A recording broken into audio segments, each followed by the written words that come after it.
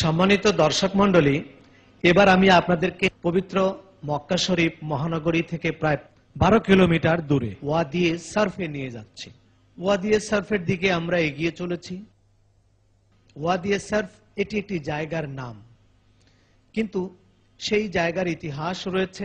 মহানবী সাল্লাল্লাহু আলাইহি সাল্লাম ওমরা করতে আসার সময় এই জায়গাতেই শিবির করেছিলেন, তাঁবু ফেলেছিলেন। এখানে হুজুর সাল্লাল্লাহু আলাইহি সাল্লাম এক রাত অবস্থানও করেছিলেন।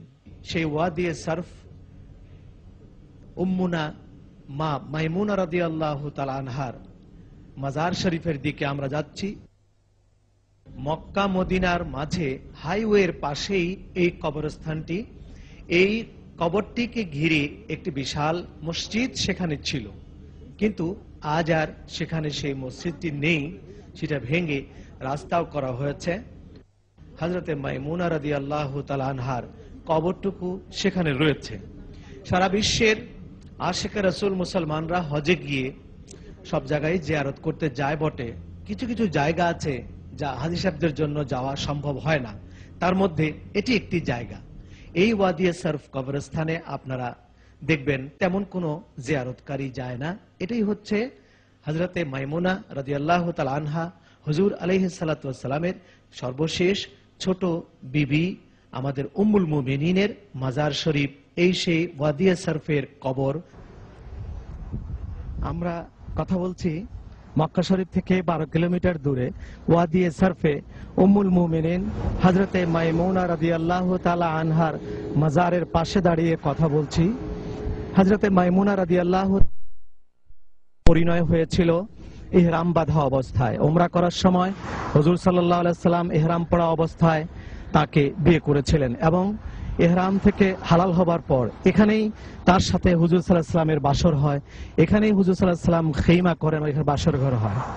তারই চাওয়া মোতাবেক হযরতে মাইমুনা রাদিয়াল্লাহু তাআলা আনহা বলেছিলেন, যেহেতু এখানে হুজুরের সাথে আমার মুলাকাত হয়েছে, যখন আমার মরণ হবে এখানেই যেন আমার দাফন হয়। তারই নসিহত মোতাবেক এখানে তাকে দাফন করা হয়েছে। আজ তিনি এখানে চিরনিদ্রায় নিদ্রিত অবস্থায় শুয়ে আছেন ওয়াদিয়ে সারফ, মক্কাতুল মুকাররমা। শুধু দর্শক মণ্ডলী, এবার আমরা আপনাদেরকে ওয়াদিয়ে সারফ থেকে সেই পথেই আপনাদেরকে নিয়ে যাচ্ছি ঐতিহাসিক হুদাইবিয়ার সন্ধির জায়গা, যেটার এখন নাম হয়েছে সুমাইসিয়া। মক্কা শরীফের অদূরেই চেক পয়েন্টের পরেই ডান দিকে একটু যেতে হয়। হুজুর সাল্লাল্লাহু আলাইহি ওয়াসাল্লাম 1400 সাহাবায়ে কেরামকে নিয়ে 6ষ্ঠ হিজরিতে স্বপ্নে দেখেছিলেন আল্লাহর ঘর তাওয়াফ করছেন, উমরা করছেন। স্বপ্নে দেখে সাহাবায়ে কেরামের মধ্যে ঘোষণা দিলেন। ঘোষণা মোতাবেক প্রায় 1400 সাহাবী একত্রিত হলেন। তাদের যাবতীয় সফরের রসদপত্র, খাওয়া দাওয়া সবকিছু নিয়ে অস্ত্রবিহীন অবস্থায় আল্লাহর হাবিবের সাথে উমরা করার বিরাট স্বাদ ও সাধনা বুকে নিয়ে রওনা হলেন। আমরা সামনে যে গেটটা দেখতে পাচ্ছি, এই গেটটাকেই বলে মক্কা গেট বলে, এটাকে মক্কা নগরীর গেট। এখান থেকেই নন মুসলিম যারা তারা ডানে বামে চলে যায়, মুসলিম যারা তারা সোজাসুজি মক্কা শহরে ঢুকে পড়ে। মক্কা শহরে ঢোকার আগে এটাই হচ্ছে হদুদ বা সীমানা, এর ভেতরে কোনো নন মুসলিম প্রবেশ করতে পারে না। এরপরে কিছু দূর গিয়ে ডান দিকে হচ্ছে হুদাইবিয়ার সন্ধির এলাকাটি। এই এলাকায় হুজুর সাল্লাল্লাহু আলাইহি সাল্লাম মদিনা শরীফ থেকে এসে পৌঁছলে কুরাইশদের দ্বারা বাধাপ্রাপ্ত হয়। কুরাইশদের কথা ছিল মহানবী সাল্লাল্লাহু আলাইহি সাল্লাম ছাড়া বাকি সবাই উমরা করতে পারবে, কিন্তু এটা সাহাবায়ে কেরাম মেনে নিতে পারেননি। এই গেটটাকেই বলে মক্কা গেট, মক্কা নগরীর গেট। হুজুর আলাইহিস সালাতু ওয়াস সালাম রওনা হলেন সেই হুদাইবিয়ার সন্ধির ময়দানের দিকে। মক্কা মদিনা মহাসড়ক থেকে ডান দিকে আমরা চলছি এখন। হুদাইবিয়ার সন্ধির জায়গা সেই সুমাইসিয়াতে। সুপ্রিয় দর্শক মণ্ডলী, এই মুহূর্তে আমরা ঢুকতেছি। আপনারা দেখতে পাচ্ছেন হুদাইবিয়া, অর্থাৎ এখন যেটা সুমাইসিয়া, হুদাইবিয়ার সন্ধির গেট দিয়ে আমরা ঢুকেছি। এখানেই সাহাবায়ে কেরাম ছিলেন, এই পর্যন্ত সাহাবায়ে কেরাম বসা ছিলেন, সেই জন্য সেই স্মৃতিচারণমূলক গেটটি এখানে রয়েছে। পবিত্র মক্কা নগরীতে প্রবেশের আগেই পড়ে হুদাইবিয়া, আজ যার নাম সুমাইসিয়া।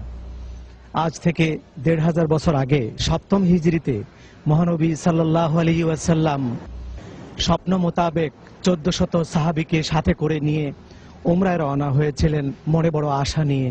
স্বপ্ন ছিল আল্লাহর ঘর দেখবেন, হিজরুল আসওয়াদ পাথর চুমু দেবেন এবং মন ভরে, দীর্ঘদিন ধরে আল্লাহর ঘরকে দেখেননি, মন ভরে দেখবেন।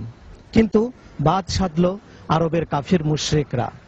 তারা এখানেই হুজুর সাল্লাল্লাহু আলাইহি ওয়াসাল্লামকে থামিয়ে দিয়েছিল, নিষেধ করলো তিনি মক্কা শরীফে ঢুকতে পারবেন না। এই সেই হুদাইবিয়া। হুজুর সাল্লাল্লাহু আলাইহি ওয়াসাল্লাম বোঝাবার চেষ্টা করলেন যে আমি হজ করতে আসিনি, আমি তোমাদের সঙ্গে মারামারি করতে আসিনি, ঝগড়া করতে আসিনি, যুদ্ধ করতে আসিনি, এসছি ওমরা করতে, আল্লাহর ঘরকে দেখতে, তোমরা আমায় যেতে দাও। কিন্তু কিছুতেই কিছু হলো না। শেষ পর্যন্ত হযরত ওসমানকে আটক করা হলো। পরবর্তীতে হযরত ওসমানের হত্যার সংবাদ প্রচার হলে হযরত ওসমানের হত্যার প্রতিশোধ নেবার জন্য, তার রক্তের বদলা নেবার জন্য রাসূলুল্লাহ সাল্লাল্লাহু আলাইহি ওয়াসাল্লাম ১৪০০ সাহাবীর কাছে বায়াত চেয়েছিলেন এখানেই। আজ সেখানে একটি মসজিদ তৈরি হয়েছে, এখানে একটি গাছ ছিল, কোরআন শরীফে আয়াত এসছে। এই গাছের নিচেই ১৪০০ সাহাবী হুজুর আলাইহিস সালামের হাতে হাত দিয়ে বায়াত গ্রহণ করেছিলেন হযরত ওসমান রক্তের বদলা নেওয়ার জন্য।